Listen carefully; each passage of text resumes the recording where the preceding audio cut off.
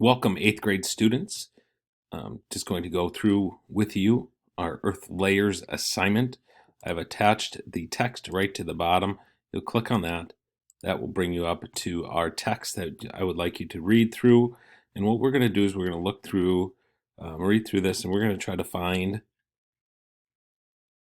the different layers within the Earth, which you can see: continental crust, the core, lithosphere, asthenosphere, mesosphere.